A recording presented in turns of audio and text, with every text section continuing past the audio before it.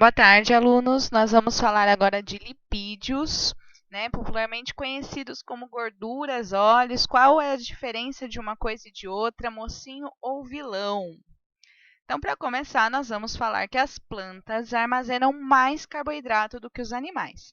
E por que eu estou falando de carboidrato se eu falei que o tema da aula é lipídio? Porque carboidrato fornece energia, mas uma energia mais na hora. E lipídio também fornece energia, mas é uma reserva energética para quando não tiver o carboidrato. Então, as plantas elas têm um armazenamento muito grande desses carboidratos, conhecido como amido, celulose. E elas podem armazenar energia em moléculas de lipídios, que são os óleos vegetais, que nós podemos encontrar em frutos, como as azeitonas, em sementes, como a semente de amendoim, soja, girassol. Os animais, portanto, eles armazenam menos carboidrato. O humano ele armazena cerca de 100 gramas de glicogênio nas células do fígado e musculares. E todo excedente energético é convertido em lipídios, que é armazenado sobre a pele ou entre os órgãos, e aí em excesso acaba engordando. Então, comparado aos carboidratos, os lipídios eles têm uma maior quantidade de ligações químicas ricas em energia. E por causa disso, eles armazenam mais energia do que os carboidratos. Eles armazenam cerca de 9,3 quilocalorias por grama. Então, é uma reserva energética, mas que fornece mais energia do que os carboidratos. O que forma o lipídio? O show.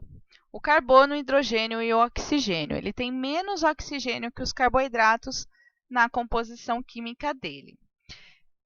São uma junção de ácidos graxos e álcool, conhecido como glicerol,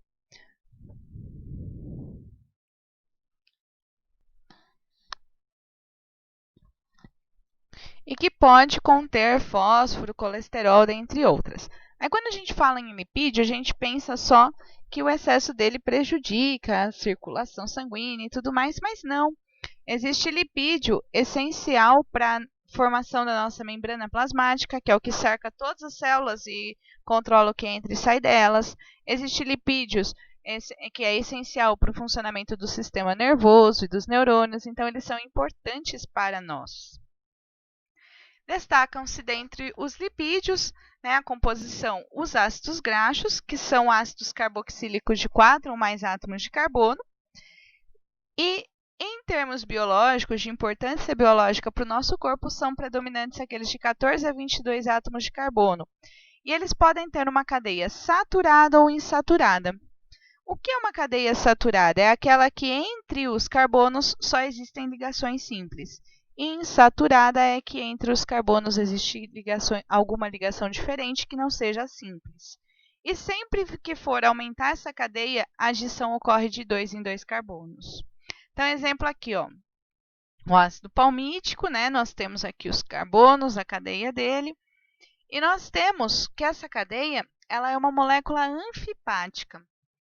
Ela tem uma parte hidrofóbica, ou seja, uma parte de pouca reatividade química, que não gosta da água, e uma parte hidrofílica, que é a parte que gosta da água e de grande reatividade química. São insolúveis em água e solúveis, portanto, no solvente de gorduras e solventes orgânicos, como o benzeno. É fato, que os lipídios não são solúveis em água. Se você tiver com a mão engordurada e você passar água, ela continua engordurada. E quais são as funções? Quais são as funções de todos esses lipídios no nosso corpo? Então, os ácidos graxos, eles são uma reserva concentrada de energia. E essa reserva, quando é degradada, ela libera 6 vezes mais energia do que a degradação do açúcar. Então, nós temos aqui que as gorduras são nos animais e os óleos são nos vegetais. Então, está aí a primeira diferença, o que é animal, o que é vegetal. E para vocês terem uma ideia da quantidade de energia, 1 grama do lipídio vai oferecer 9 quilocalorias de energia e 1 grama de glicídio de açúcar, 4 quilocalorias. Então, forma-se quando nós ingerimos gordura em excesso ou excesso de glicídios. Nós temos também que elas são estruturais, elas formam a estrutura da membrana celular, da nossa membrana plasmática. Então, aqui nós temos a função da membrana plasmática é controlar o que entra e sai da célula, e aqui nós temos isso daqui, ó, que são os lipídios. E observa, pessoal, que os lipídios eles estão aqui em uma bicamada lipídica, é como se eu tivesse um de pezinho e um de ponta cabeça. Essas bolinhas amarelas são as partes hidrofílicas, que tudo bem, elas gostam da água. Isso é bom, porque o nosso corpo tem 75% de água, então elas vão encostar, obviamente, na água. E a parte hidrofóbica, ela fica aqui no meio, como se ela estivesse protegida da água. Também fazem parte das ceras, que impermeabilizam folhas e frutos. Nós temos, então, aqui ó, proteínas na nossa membrana e a bicamada lipídica. Então, faz parte da membrana celular. Também são isolantes térmicos, mantêm a temperatura do nosso corpo, principalmente na parte profunda da pele dos mamíferos, né, os animais que conseguem controlar a temperatura corporal independente da temperatura ambiental. Servem de diferenciação sexual, então o acúmulo de gorduras é diferente entre os homens e as mulheres. E também oferece uma proteção mecânica a certos órgãos. Por exemplo, os nossos rins, eles são envolvidos por uma cápsula de gordura que vai ser tipo um amortecedor de choque mecânico contra eles. São insolúveis em água, já falamos sobre isso, mas solúveis em solventes orgânicos, como o álcool. E a degradação das moléculas de lipídio libera energia e gera água. Os camelos são animais que armazenam grande quantidade de gordura na corcova e eles conseguem passar dias sem ingerir água porque eles vivem exclusivamente do que o corpo está produzindo de água dessa degradação de moléculas de lipídio. Aqui uma outra curiosidade é quando um animal está em jejum, após o final dos estoques de glicogênio ou durante uma hibernação, ou aves que migraram, os lipídios são praticamente a única fonte de energia do corpo deles. E os seres humanos toleram mal essa dependência dos lipídios em um jejum prolongado. Por quê? Porque a degradação dessas substâncias vai liberar um negócio chamado corpos cetônicos. E quando acumulado no organismo, isso é tóxico, por isso que ficar muito em jejum faz mal para o ser humano. Vamos falar um pouquinho então da classificação dos lipídios. Nós temos os lipídios simples, que são o álcool mais o ácido graxo. E aí aqui nós temos os glicerídeos, que são quando nós temos 3 ácidos graxos mais um glicerol, que é um álcool de 3 átomos de carbono. Os mais famosos são as gorduras e os óleos. Gordura é algo saturado. Então, é algo que entre os carbonos só tem ligações simples. E os óleos são insaturados. Eles têm ligações duplas, por exemplo, entre os carbonos. Essas ligações duplas, elas vão produzir um dobramento na molécula, então interferem na capacidade que a molécula tem de se agregar em uma massa sólida. É a presença ou ausência dessas ligações duplas que faz a diferença entre algo ser duro ou mole. Então, vamos lá. Então, aqui ó, a margarina é dura porque é saturada, e aqui como atrapalha, né, ao se ligar às moléculas sólidas, a poliinsaturada é a margarina mole.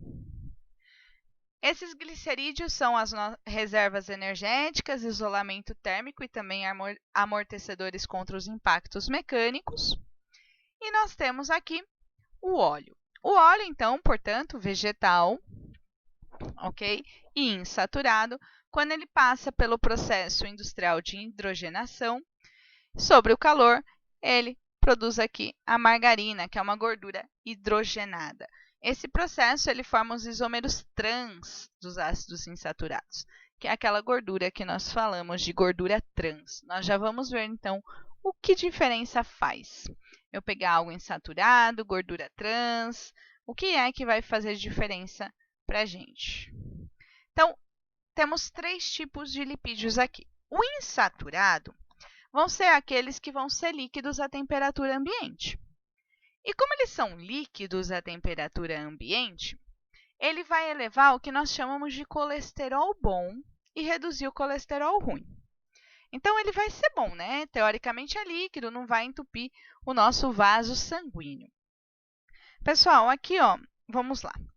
O HDL, conhecido como colesterol bom, ele vai ser responsável por capturar parte do excesso de colesterol do sangue, transportando até o fígado, no qual ele vai ser eliminado pela bile. Portanto, a gente fala que o HDL ele vai ajudar a eliminar o colesterol do sangue. Por isso, ele é chamado de colesterol bom.